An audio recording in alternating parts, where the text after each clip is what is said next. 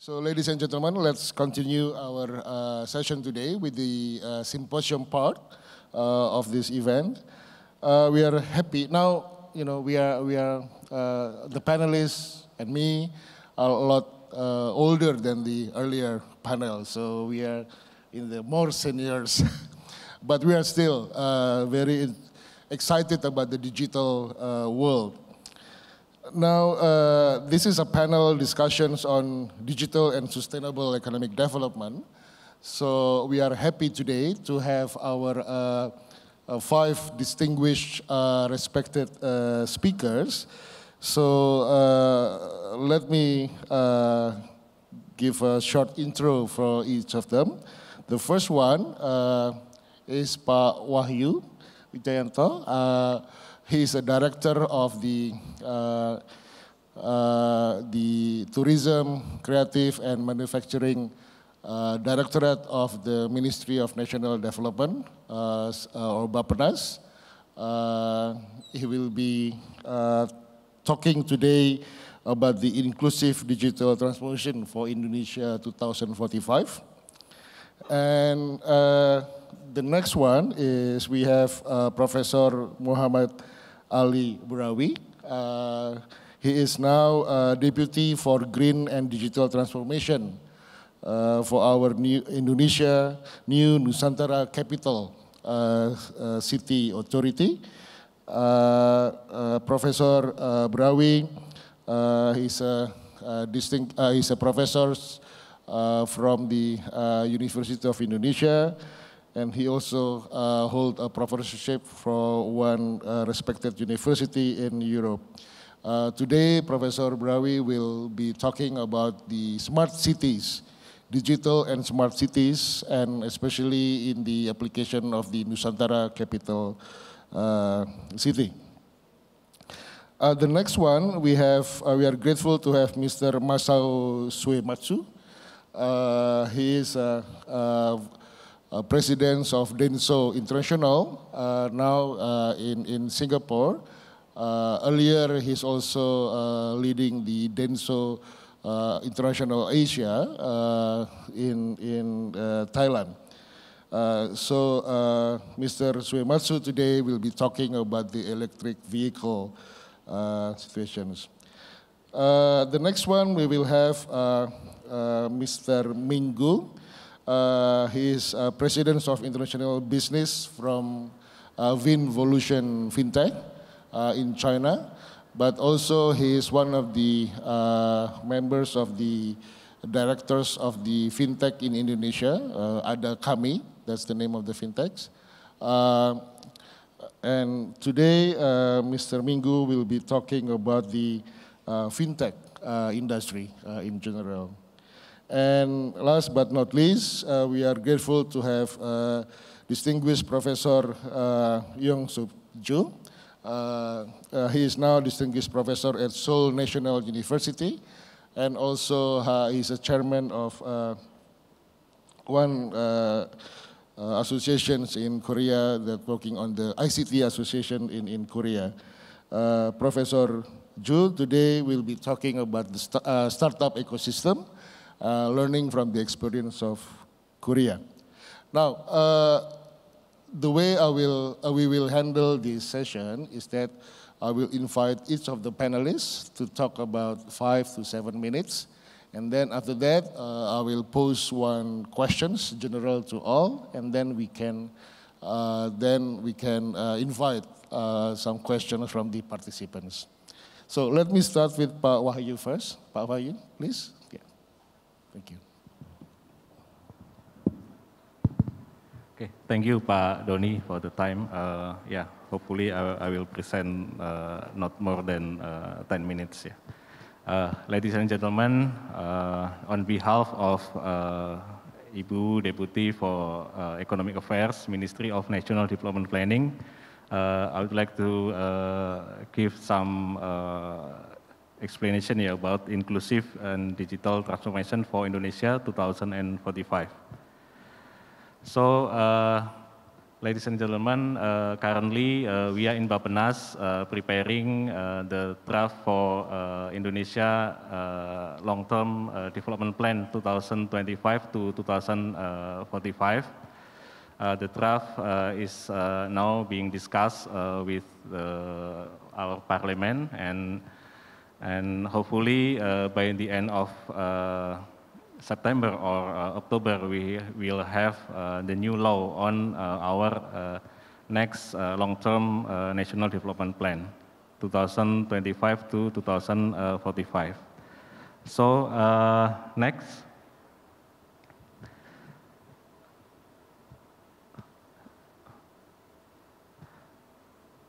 Yeah, within the document actually it is included the national strategy to achieve Indonesia as a developed and high-income country by 2045. As you know, Indonesia has been a middle-income country for 30 years, and therefore the economic transformation is needed to support the aim for Indonesia to be developed and also a high-income country before the anniversary, 100th anniversary of Indonesia in 2045. So maybe slide before this, back. Yeah. So as you know, there are two strategies to achieve that aim. One is to have 7% annual growth rate, so Indonesia can move out from the MIT in 2038. And the second strategy is to have 6% of annual growth rate, so Indonesia can move out from the MIT in 2041. There are 4 stages here, as you can see in the monitor, that there are 4 stages. One is fundamental reinforcement of transformation, so it will be implemented from 2025 to 2029, and it will be followed by accelerating of transformation until 2029, and global expansion, and also achieving Indonesia Emas in 2040 and 2035.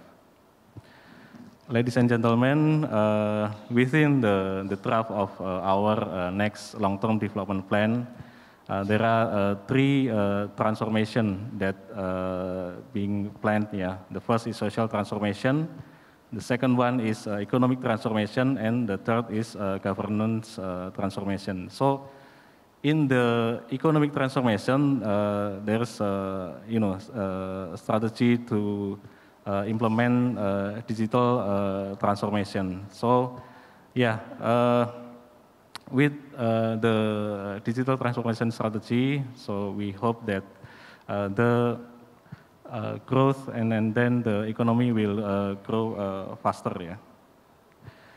And the next slide about the digital transformation that will be implemented in Indonesia. It consists of 4 main strategies. The first is about the human resources, digital infrastructure, digital development, and also digital utilization. And that's the planning for the future. But currently, we have our national strategy that consists also the digital transformation strategy that will be implemented with 3 main strategies. The first is the provision of ICT infrastructure, digital utilization, and also strengthening of enablers. The target that been set for 2024 is quite high. Around 90% of villages are covered by the mobile broadband infrastructure. 60% of sub-districts are covered by fixed broadband. 80% of the population are covered by digital transmission, and we hope that we can have 3 more new startup unicorn by 2024. The next question actually, what strategy that can be implemented to ensure digitalization benefits to all segments of Indonesian society, including marginalized and rural communities. Here, actually, regional disparity or inequality is one of main problem in our national development.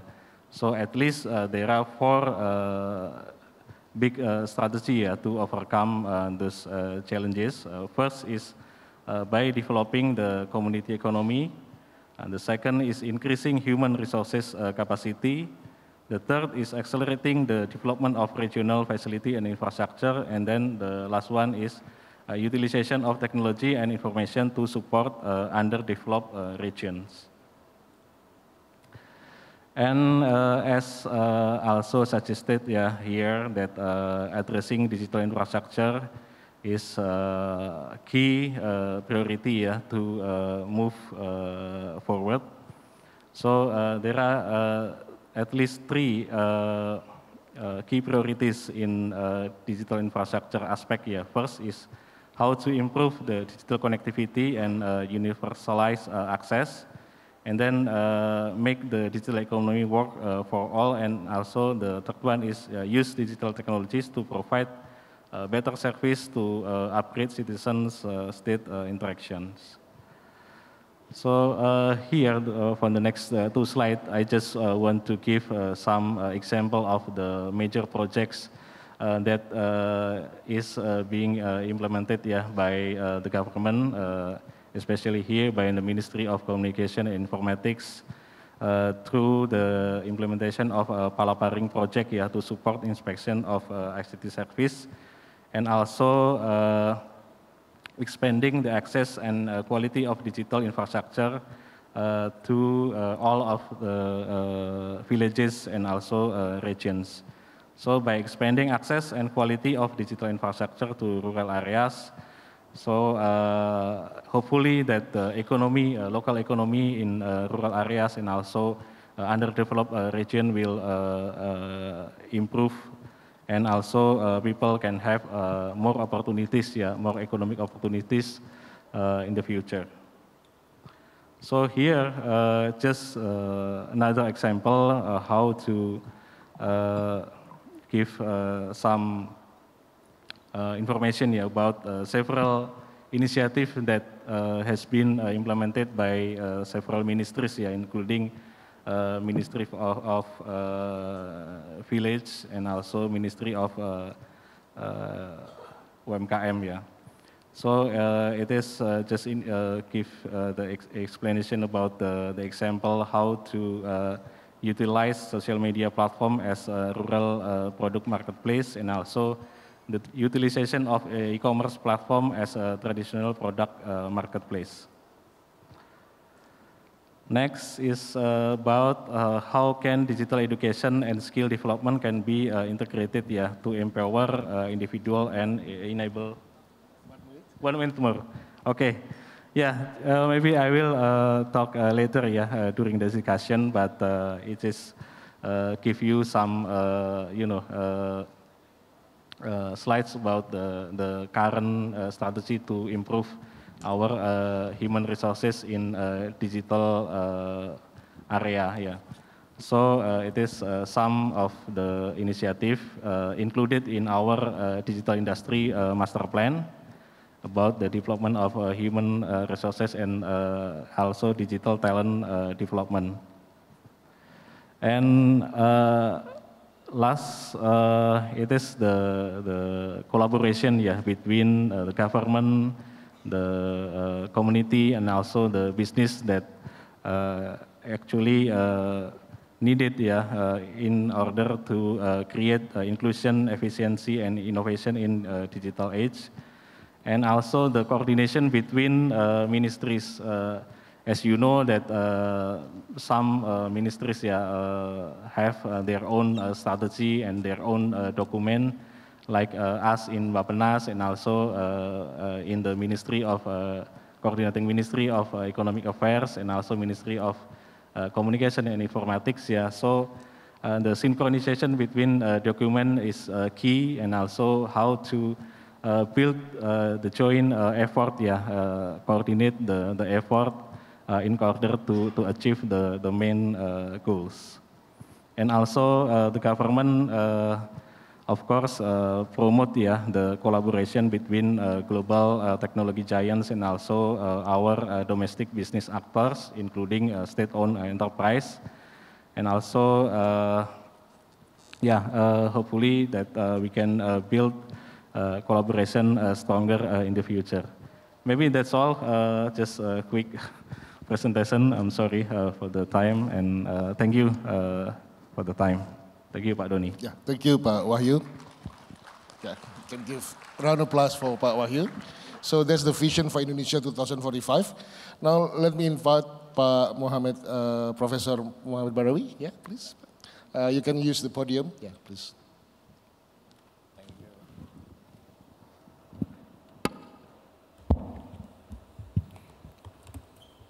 Assalamualaikum warahmatullahi wabarakatuh. Wah, ini masih lemes nih. Assalamualaikum warahmatullahi wabarakatuh. Selamat siang, Om Swastiastu, Namo Buddhaya, Salam Kebajikan. Distinguished ladies and gentlemen, before I start my presentation, let me convey warmest regard from our chairman, Minister Bambang Susantono, and very unfortunate that he couldn't attend this very important agenda due to other agenda. Before I give you some insight within 10 minutes on the plan and project progress of the new capital city of Nusantara, allow me to propose one question. How many of you have been to IKN Nusantara? Raise your hand. Any one of you? None. Oh, there's a no. Okay. Only one. Two. So it will make my life not easier this morning, though. Okay. So first, let me talk about the new capital city. Size-wise, Nusantara is about 3,204 hectares. This is include land and sea. The land size is about 256,000 hectares. If I compare to Jakarta, it's about 4 times larger.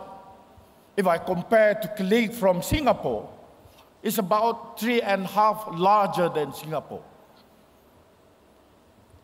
Given the situation, 65% of the land size is dedicated for tropical forests, 65%. 10% will be dedicated for the green area, including city parks, smart farming, and extra. And only about 25% be dedicated for the urban area development.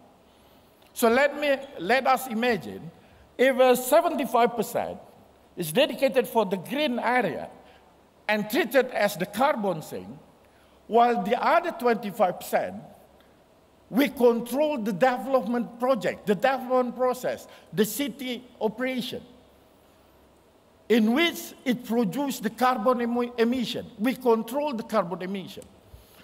So the target for being a carbon neutral city by 2045 is not far away. It is.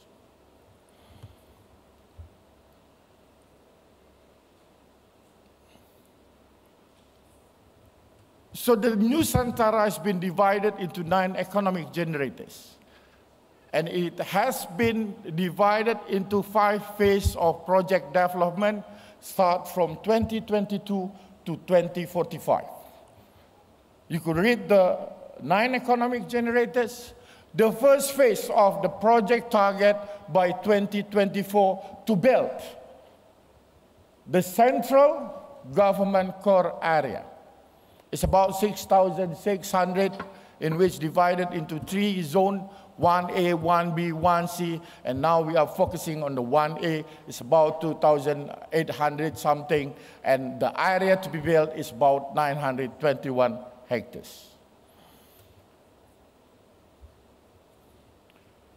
So this is the philosophy, the way how we built the Nusantara. It should perform 5 basic principles. First cluster, we are talking how to create Nusantara as a green, resilient, and sustainable city. Second, how to create Nusantara as an inclusive city. And last but not least, in which I will discuss later, is on how Nusantara be a smart city. So in order to create as a smart city, we developed the passive infrastructure. We use multi-utility tunnel in which all utilities will be underground, including fiber optic, electric cables, water piping, you name it. Then in the active infrastructure, we have fiber optics, we have BTS, and also we built the data center and command center to collect all the data, analyzing the data, and then provide the 6 services to the public. We are talking about smart governance, starting from the identification of a public identities that goes to the data center, analyzing, then we produce a smart permit, smart administration, and extra. For the transport and mobility, we use what we call it as an intelligent transport system. Like I mentioned earlier, on how then we minimize the carbon emission, we use the electric cars. We will use autonomous vehicles. And last year, we signed an MOU with one of technology providers in order to create and expanding the development the technology of urban air mobility. Next year, 2024, we will have the pilot project showcase on the urban air mobility. The similar plan apply for the logistic issue.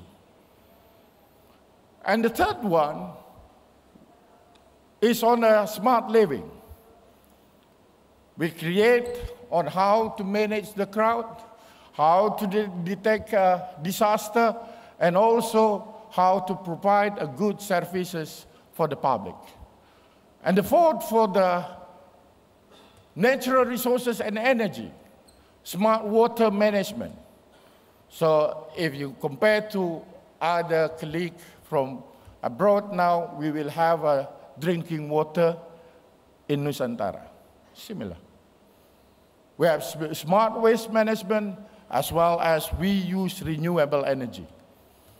The target for 2045 is how to utilize 100% renewable energy for Nusantara. Next. Similar when we discussing on the natural resources, how to install the IoT underground to detect the possibility of a forest fire. Also how to monitor the biodiversity, forest and extra. And also on the industry and human resources, we back up the small, medium enterprise. Besides, we invite the large investor for sure. We built the digital Nusantara libraries in order to minimize any gap between schools, between education facilities.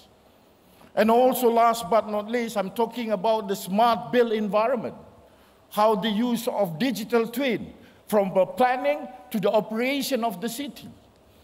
We use a smart building, smart infrastructure, and we produce the smart building guideline. This is the first initiative in the world produced by young men, young colleagues from our authority. And I'm very proud. And then we also produce a smart city master plan, and also we discuss on how the smart industry will be developed for the Nusantara, including all the renewable energy, sustainable related industry, and also on the digital technology supra-infrastructure. And next, we starting building the Montara, Nusantara monitoring, in which you can download from the apps to see. Soon we will have the real-time monitoring. And also for the community development program, we built one village as a smart village in Nusantara. The village governance provide the digital services to public. They have been trained to have this digital literacy, and also how now you can access their YouTube, podcast, and extra. This is how we leverage the locals. And also, in order to welcoming the digital city for the capital city, we also built, previously please, we also give the Nusantara digital program, including Coding Mom, in which we empower the housewife to be productive, coding difabel, and also Solar Mama. Next. So, the Nusantara Techno House just launched on the Independence Day of 17th of August just now. It was by the chairman, and it will be the education destination to educate public on what we will use, we will have the technology in Nusantara. How the technology then can be used to increase the quality of life of the public. This is the ultimate goals of the development, increasing quality of life. Next, so you are welcome. It will be open to public by early September, 1st of September. For the status of the project, you see on the right side is the plan, and on the left picture is the progress up to August 10. So the construction for Presidential Palace, the coordinating ministry office, next, the infrastructure including highway, and now we are waiting for the water to be filled for the Spakus Moy Dam as the fresh water for the Nusantara. Okay, with that I conclude my presentation. Thank you very much. Wassalamualaikum warahmatullahi wabarakatuh. Thank you, Professor Birawi. It's very interesting and exciting. Now let's move on. Let me now invite Mr. Masao Suematsu, for 5 to 7 minutes, please. Yeah. Thank you.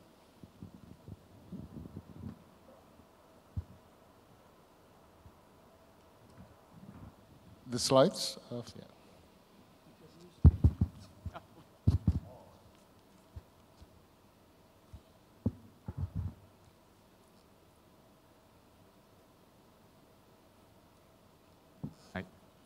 Okay. Okay. Thank you, Dion-san. Selamat siang. Nama saya Suematsu dari Denso International Asia. Saya datang dari Thailand, Bangkok, dulu tinggal di Jakarta. Terima kasih, masih ingat. Our Denso is a global automotive parts manufacturer, and now operating at 35 countries. And then now I'm talking about the electric vehicle industry in ASEAN from the sustainability viewpoints rather than digital economy. Firstly, I want to understand the principle. It is the economy and the environment that must be balanced. It doesn't make sense to shrink or reduce economic development to conserve the environment.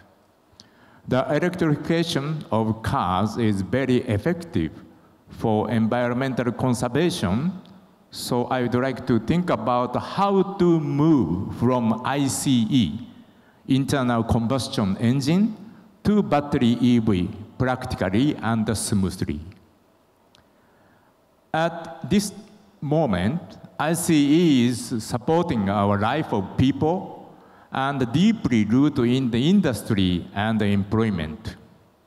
And I think that the three key words are important for practical and smooth transition from ICE to battery EV.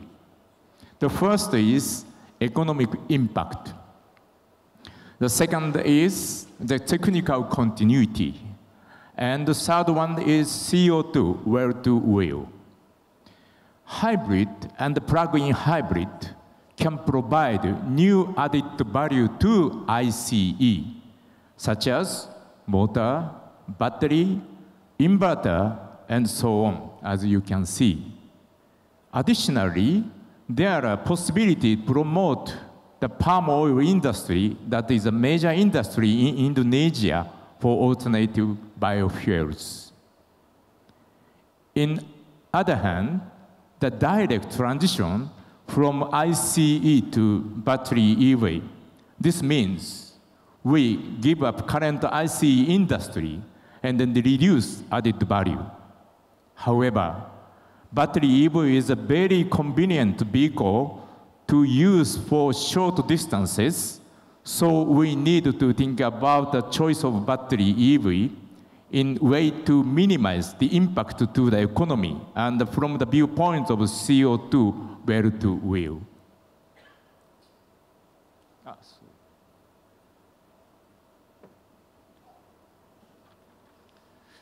First of all, the battery EV diffusion speed in this region is slower than EU or China. On the other hand, the world ICE cars will be consolidated or centralized to this region. There are 5 challenges accelerate battery EV diffusion in this region. Firstly, the stable power supply and the sufficient battery EV charging stations are expected. 2, the infrastructure development to eliminate traffic congestion in urban areas such as Jakarta or Bangkok. If cars stop due to the battery out in traffic jam situation, it causes more severe congestion. Number 3 is affordable the car price by cost reduction or government subsidy. Electric vehicle is still high price because battery itself is still quite expensive, so most of car makers try to reduce their cost and they expect a government subsidy. However, government subsidy is limited. Number 4 is a response to decline in the resale value of battery EV. Perhaps this is the biggest problem in this region because for people, the car is their most valuable asset. Number 5, the response to the problem of battery disposal causing soil pollution. Generally, the speed of diffusion of battery EV is different in each region of the world. So, our global Denso direction is the corresponding to electrification in every region, consolidate ICE products from other regions to ASEAN-India region, strengthen competitiveness of ICE components product in ASEAN-India. Therefore, our ASEAN's strategy is two ways. One is preparation for electrification, and the other one is ICE consolidation. The most important thing is to continue on with ICE products until electrification becomes stable. Anyhow, we have still plenty of time to diffuse the electrification. I recommend for Indonesia, LCGC, low-cost green car policy that should be promoted in parallel with LCEV, low-cost electric vehicle policy, to earn and export by ICE products for the time being.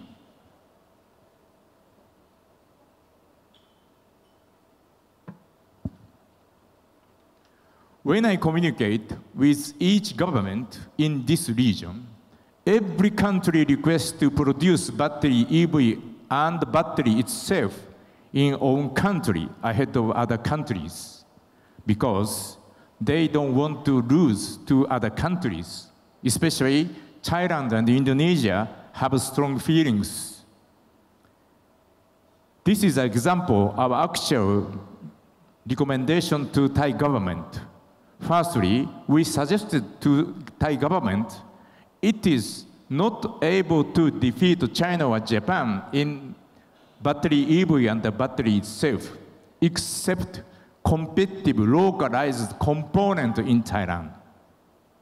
Second is, assembly alone does not capture any added value to Thailand. And then human resources and the supply chain development will not be expected so much.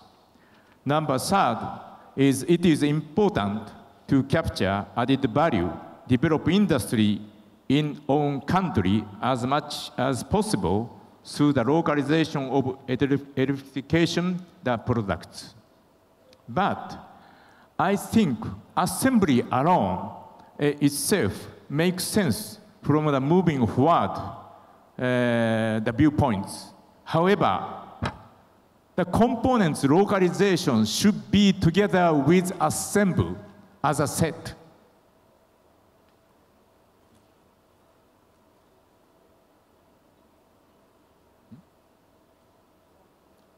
Sorry. As a result, the Thai government have understood this concept and the new excise tax for battery EV and the FCEV, fuel cell EV, year 2026 onward in Thailand will be issued like this. Inverter, as the component must be localized in case of battery assembly such as module and the packing, as you can see. Finally, I think it is not effective to produce the same components in each country among ASEAN. So it is very effective for each country to centralize certain products. For example, inverters in Thailand, motor generator in Indonesia. And we hope to realize to complement each other by using ATIGA, ASEAN FTA in this region. This is my presentation. Thank you very much. Terima kasih banyak. Thank you, Suimatsu-san. Okay, now let's move on to the next one. Let me invite Mr. Minggu to talk about the fintech. Yeah, join. Thank you. Please, 5 to 7 minutes. Hello, everyone. I represent a company called Finvolution. We are a fintech firm that's with a focus in lending and listed on New York Stock Exchange. And since 2016 or 17, we've been investing in Indonesia for a while now, and I think one of our investees is P2P lending platform in Indonesia called Adakami, and we've been very happy to see its growth. And I mean, for me personally, it's an honor and pleasure to be here. And thank you, ERIA, for the invitation, and congratulations on the launch of DISC, and thank you, Mr. Najoko. Okay. So my topic is going to be about fintech. I mean, but fintech is really. Before that, I need to talk a little bit about the finance. Finance, fundamentally, is just a way to move the movement of resource. Most of the time, it's money. It's for the goodness of the society. And if you look at the financial services, may it be stock, may it be bond, may it be lending, maybe deposit, anything is really a facilitator for this movement of resource. From the ones that have the money but don't really need it right now, to the ones that don't have the money but really need it now. So everything circles and centers around this process. And for fintech itself, it's basically technology that facilitates this process. Try to make it more smoother, better, more efficient, more inclusive, et cetera, et cetera. So this is what fintech does. As you can see from the figure, there's been an explosive, you can say, the number of fintech firms that's been founded over the past few years. And this is just for Indonesia, okay, doesn't include the whole entire ASEAN countries yet, okay. And for fintech firms, what does fintech firm provide to the society and also to the financial industries? I mean, for me personally, there's two folds. Number one, it increases the accessibility. So basically, using technology such as, simply the most obvious one is internet, mobile phone. You can actually reach people who are traditionally not, included in the financial being served. And we're talking about unbanked population in Indonesia. It's about, 40–50% people who don't have a debit card. But if you even look at people who have debit card, the number of people who can have access to credit is much, much smaller. It's way less than 40 or 50%. So making it more inclusive is the number one goal that fintech can provide with. Secondly is using technology, and sometimes very innovative, very new technology, can make the whole process smoother and more efficient, so that you can lower a lot of the operation expense, cost in between, so that you can give it back to the user, to the society. So being more inclusive and then make it more efficient are the two goals that fintech does.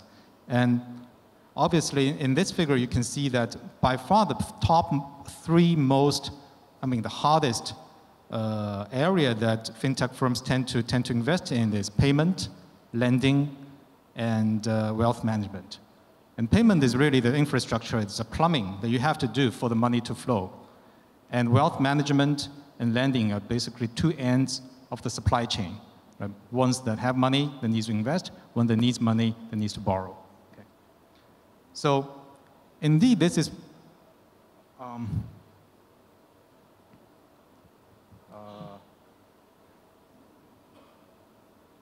do you go next? Can you go to next? Oh yeah, okay. Never mind. It was just a bit slow. So indeed, this is what's happening. We're talking about it being inclusive. And so you see the adoption rate for payment, for lending, for wealth management, this is just for Indonesia, has been tremendous. And you can say this is really, I do think we're at the very early stage, and it is already very explosive growth that we're seeing. Okay. But all is good, right? But on the other hand, if you look at the fintech, technology tend to be, a double blade. So a lot of things we still need to focus on and pay attention to. I think there is three items we should pay special attention to. First of all, is what's the relationship between these so-called new fintech players? What's the relationship between them and the traditional financial institutions, mostly banks, multi-finance firms? I think for most part, it's a collaborative effort. I think most of the financial institutions, the traditional financial institutions, they have the resource, and they have they have whatever the technology to do what fintechs do. And the tricky part is they're too big.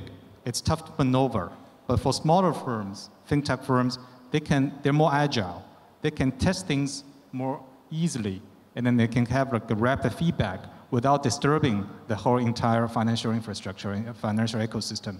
So fintech serves the purpose to spearhead a lot of the new things, new innovations. But at the end of the day, all the financial institutions, if it's good technology, they'll pick it up. And then all in all, through this collaborative effort, I think the whole system, the whole financial ecosystem will become better and more efficient. And secondly, they're also dangerous for just too much rely on technology, because at the end of the day, fintech is still fin, aided by tech. So a lot of things, if you're a digital bank, you're still a bank to start out with. You have to have a banking license. You have to answer, anti-money laundering issues.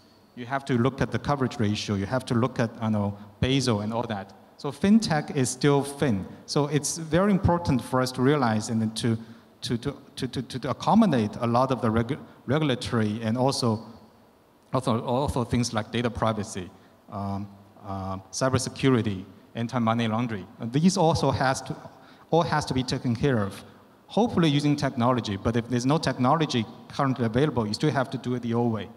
Okay.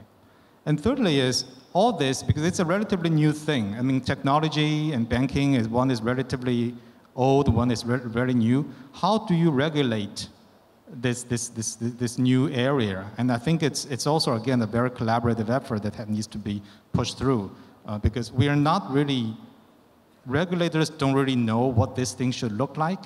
And we as fintech players are trying to be innovative. But by innovation, I mean, you don't really know what it will become. So it's a collaborative effort. I mean, typically there's two ways to address this. One is you create some kind of sandbox.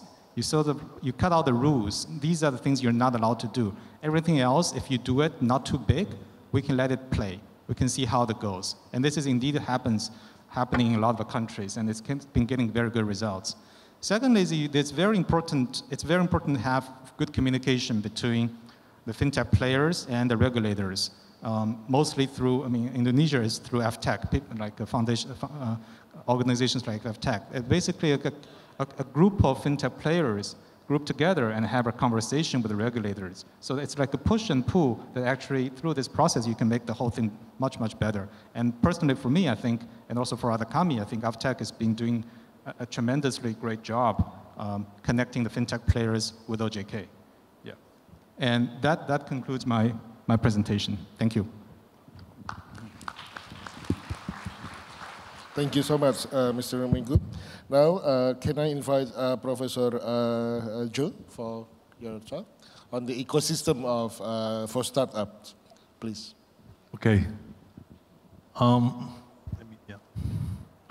I think that the last presentation right before lunchtime is the kind of hardest part of the event. So anyway, today I'd like to present kind of the Korean the startup ecosystem as well as the government policies. Actually, considering a variety of the government policies of Korean government for the nurturing startups is almost impossible to explain within 5 or 10 minutes. So anyway, I'll try my best to give you a kind of taste or a kind of the snapshot of the Korean startup ecosystem and government policies to nurture startups in Korea as much as I can. Next. Okay, so as you can see from this slide, actually this symptom is almost same as the Indonesia, I believe. Actually, Minister Hartarto explained the Indonesia also experienced first venture boom 1990s, and then now the experiencing a second venture boom in Indonesia. Actually, exactly same situation is happening in Korea. So we had a first venture boom right after Korean IMF bailout crisis, 1999, 1998, 1999 until year 2001. And now that is a left peak of this slide. And then Korea is in the middle of the second startup and venture boom, in spite of the COVID-19. So this boom is constantly going on. So as you can see from this slide, this sky blue curve is meaning the total size of the venture fund created by not only government but also private investors. So that venture fund exceeds right now the $5 billion US. So out of the venture fund, a significant portion of the venture fund is actually invested into startups. That is amount to around $3.3 billion US year 2021. So actually,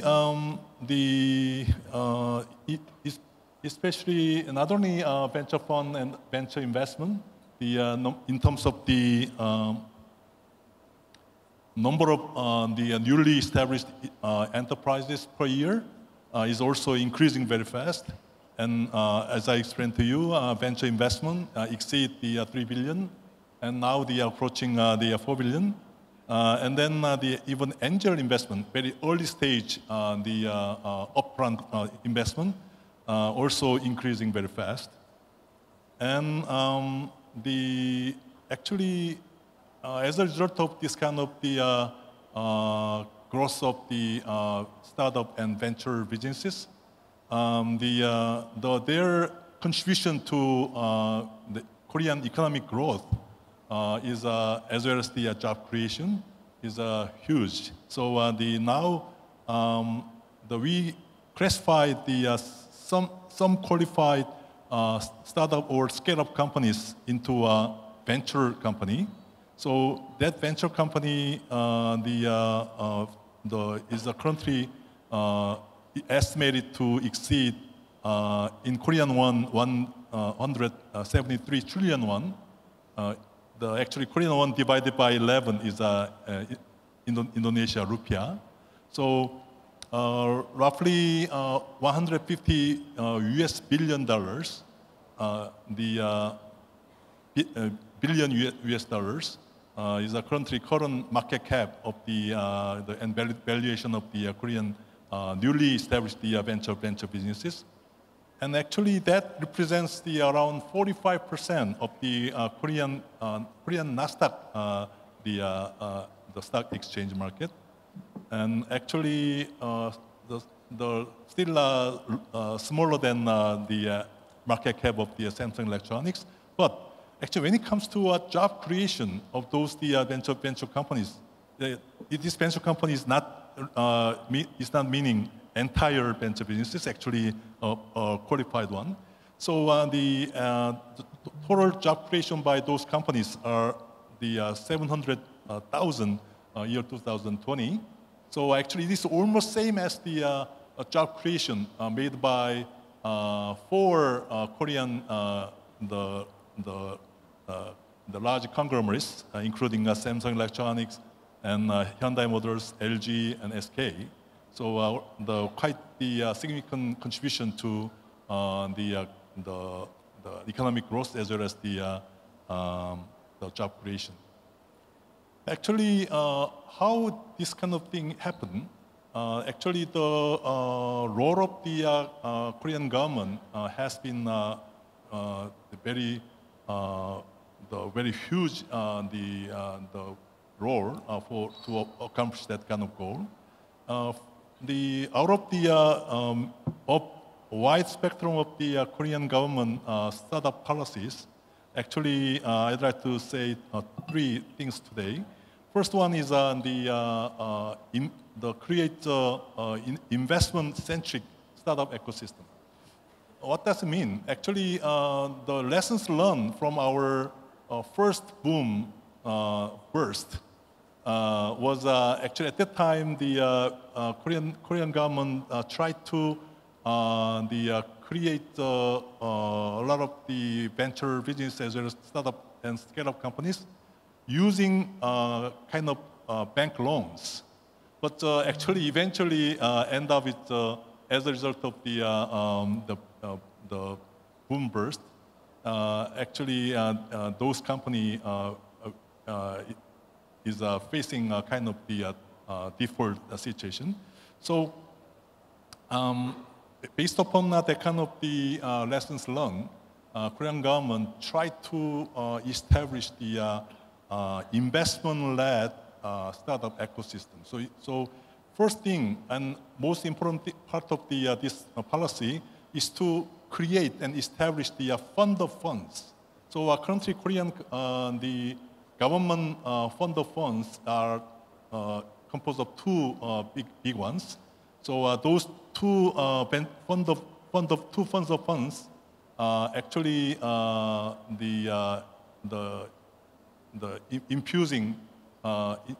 injecting the significant venture funds into the venture capitals. So actually using government subsidized $1, the fund of funds will end up with creating $5 total venture funds. So, and a lot of the acceleration program is also helping the Korean startup companies to scale up themselves, and also many the policy upgrades. And second, the policies is to attract more the qualified entrepreneurs, especially young entrepreneurs, by means of the entrepreneurship education, and actually provide much more attractive stock option packages to the startup employees as well as entrepreneurs. And also, the government provide Korean startups with very well-organized startup support package programs. Finally, third one is definitely strengthen the government support. So one of the important part of the government's role is to minimize the regulation, which prevents the startups from creating more business. So we created regulation-free zone or regulation-free sandbox. That kind of the policies has been very important.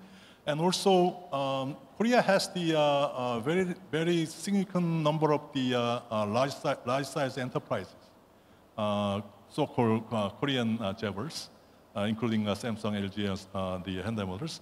Actually, we encouraged Korean conglomerates and large-size enterprise to create corporate venture capital to increase their investment into the startups. So, and actually, now I'd like to mention the one thing. Actually, when I was with the Korean government as a minister responsible for SMEs and startups, actually at that time I visited the Indonesia and Southeastern countries to have government meetings. At that time, I realized that the definition of SME is different country by country. So Korean SME is defined as enterprises under $120 million sales revenue per year.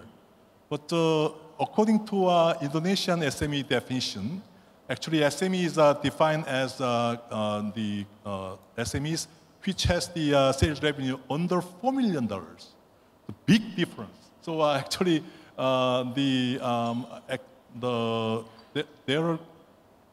a result of that, there has been many misleading interpretation of the old statistics. So anyway, my point is the currently Korean government is the nurturing not only startups but also SMEs into much bigger companies by using the kind of growth ladder programs. Okay, so public-private cooperation is definitely very important to encourage the right-sized enterprise to work with the small and medium enterprises as well as their startups. And then create a lot of the major startup events, actually, especially for the startups, more meetings, more exposures, more business. So this kind of the support is in progress. Okay, so that is the kind of the brief summary of the Korean the startup ecosystem, and then the Korean government policy for that. Thank you. Thank you, Professor Joe. Very exciting. So we are very limited with time. So my plan actually is one round of questions and then questions from participants. But let me just ask this one questions to all, but for Pak Ali Brawi maybe a bit different. So the question, and this is for all of the participants, the panelists. What is actually what is the challenge for the future when we are having all new technologies, AI, 5G, this is also for Indonesian Vision 2045, as well as for Professor Joe, maybe is, when, and for Mr. Minggu, is when capital is, becoming more scarce globally, when all of the funds are going back to the US, and what is left for the Asia and others, and for the EV is the challenge is on the pollutions, I guess, the battery, as you said, the battery, the waste of the battery, the environment aspect for that. For the future. So what is the challenge and how to deal with that? And for Ali Brawi, maybe in terms of, maybe IKN is one of the smartest city in Indonesia, will be. How does it affect the other cities? Can it spill over to the other city in terms of their smartness? Yeah, okay. Please, maybe starting from Pak Wahyu first.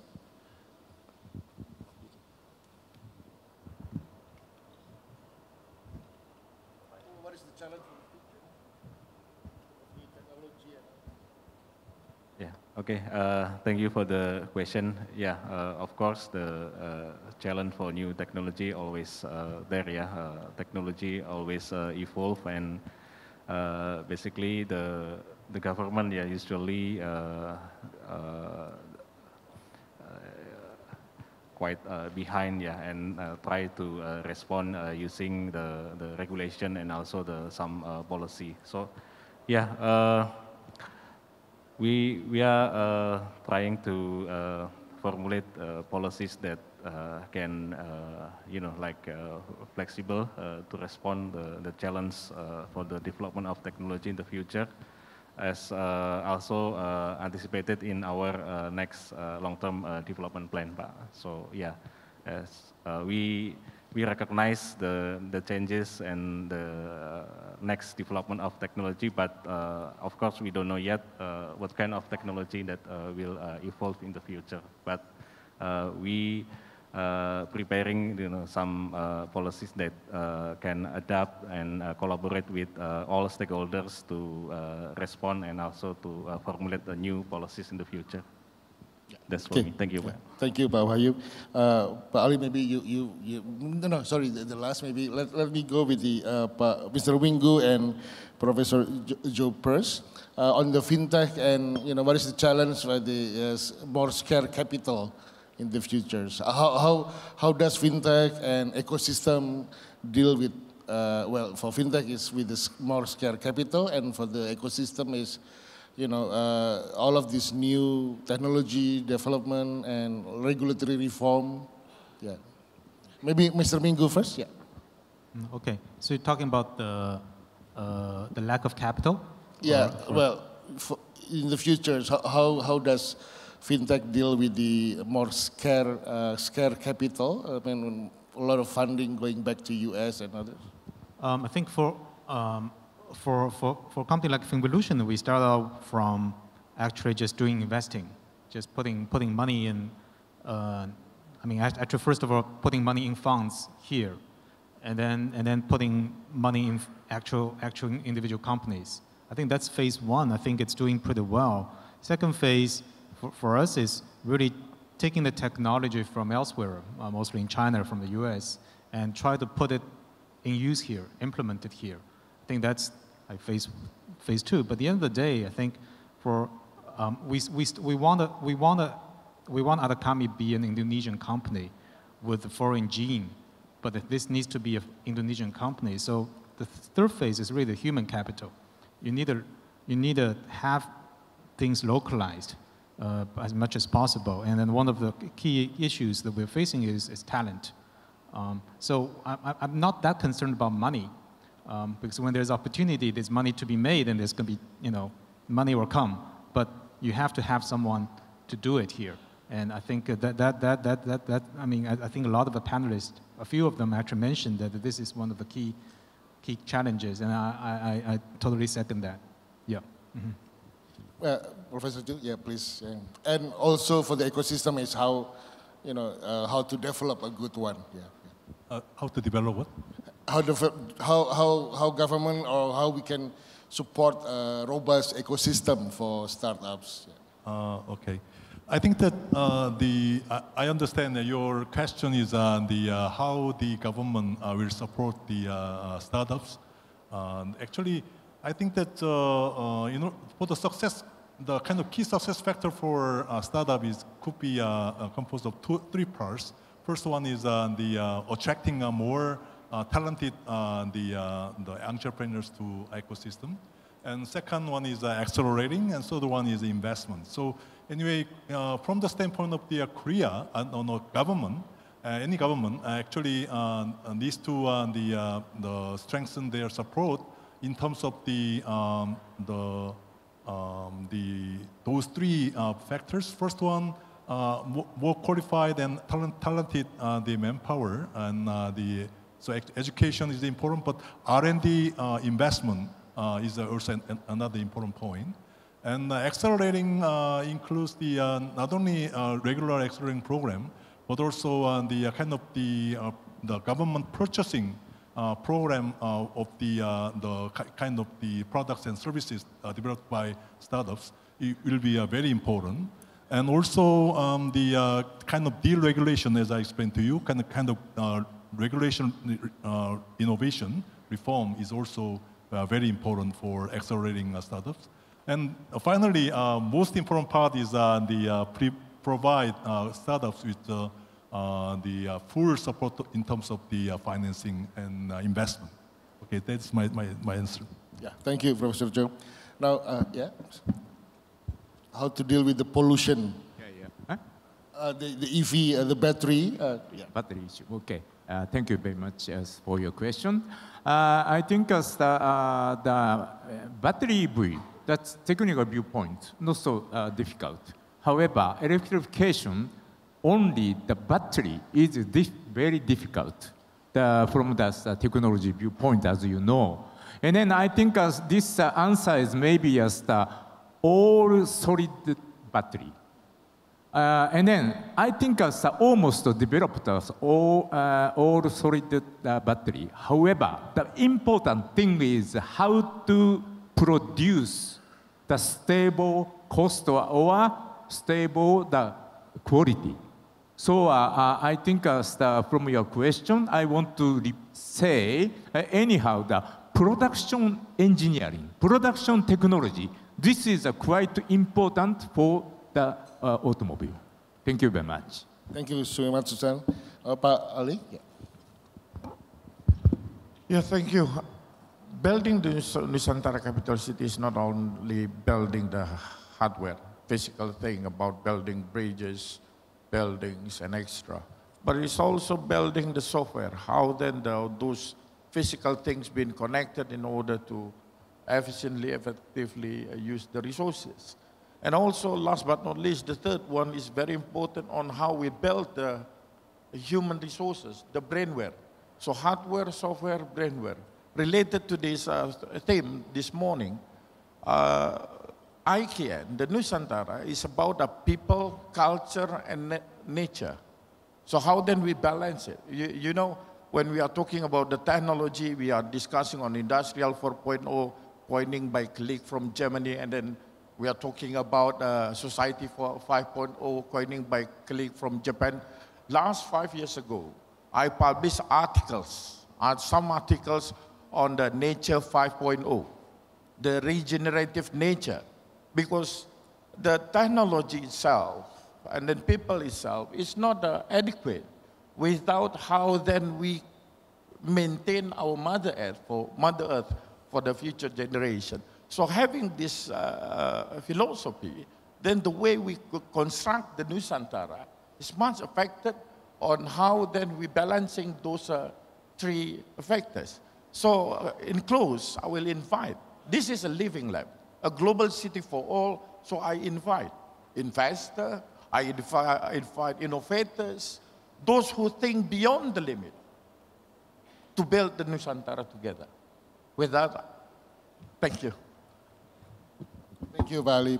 So that's very exciting and interesting. So let's give our panelists one round of big applause. Okay, with that, let me close our sessions. And give me back to the MC. Thank you. Thank you all.